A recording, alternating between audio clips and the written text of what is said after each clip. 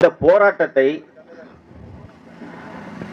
ஒரு மிக முக்கியமான நிகழ்வாகவும் ஒரு தமிழக வரலாற்றில் பதிவு செய்யப்பட வேண்டிய ஒரு போராட்டமாகவும் நான் இந்த போராட்டத்தை ஏன் பார்க்கிறேன் என்றால், எத்தகைய பெரிய போராட்டமா இருந்தாலும் அதுக்கு பின்னாடி ஏதாவது ஒரு அரசியல் கட்சிகள் இருக்கும், அமைப்புகள் இருக்கும். அந்த அமைப்புகளோ அரசியல் கட்சிகளோ தான் அந்த போராட்டங்களை இயக்குவார்கள், பின்னால் இருந்து வழி நடத்துவார்கள்.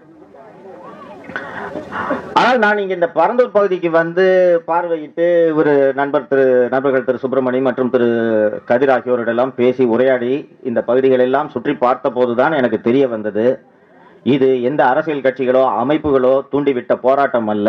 தன்னெழுச்சியாக இந்த கிராம மக்கள் தங்கள் உயிரினும் மேலாக நேசிக்கக்கூடிய விளைநிலங்களை பாதுகாப்பதற்காக நடத்தக்கூடிய ஒரு போராட்டம் என்பதை நான் இங்கே வந்து பார்த்த பிறகு நான் புரிந்து கொண்டேன்.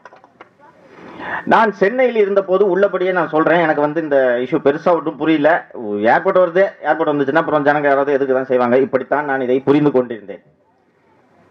ஆனால் இங்கே வந்து பார்த்த பிறகுதான் எனக்கு தெரிகிறது, 2200க்கும் மேற்பட்ட நெற்பயிர் விளையும் விளைநிலங்களை, நஞ்சை நிலங்களின் மீது விமானத்துக்கான ஓடுபாதையை அமைக்க வேண்டும் என்று இந்த அரசு கல்நெஞ்சத்தோடு திட்டமிடுகிறது. அந்த திட்டத்திற்கு பின்னால் பல்வேறு சதிகள் இருக்கிறது என்பதையெல்லாம் இங்கே வந்து பார்த்த பிறகு நான் புரிந்து கொண்டேன்.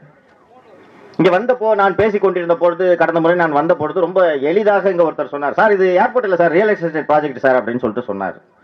நான் இதெல்லாம் வெறுமனே வந்து இதை பொசுக்குன்னு ரியல் எஸ்டேட் ப்ராஜெக்ட்னு சொல்றாரு அப்படின்னு நான் கேட்டப்போ, இல்ல சார் சுத்தி எல்லாம் பிளாட் வாங்கி போட்டிருக்காங்க, விலையெல்லாம் ஏறி போச்சு அப்படின்னு சொன்னாரு. அப்போதும் எனக்கு இதன் முக்கியத்துவம் ஓரளவுக்கு புரிந்தது, இருந்தாலும் யோசித்துக் கொண்டிருந்தேன்.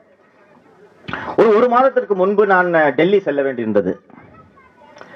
அந்த டெல்லியில விமான நிலையத்திற்கு பக்கத்திலே ஒரு ஹோட்டலில் நான் தங்கியிருந்தேன்.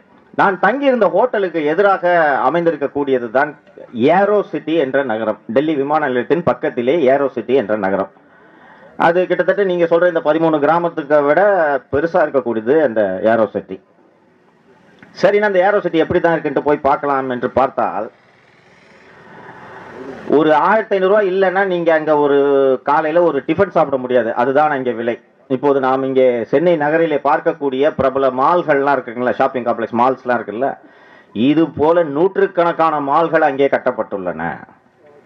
5 நட்சத்திர ஹோட்டல்கள் கட்டப்பட்டுள்ளன. அதனாலதான் அதை ஏரோ சிட்டின்னு சொல்றாங்க. அந்த ஏர்போர்ட்டுக்கு பக்கத்திலேயே ஏரோ சிட்டி.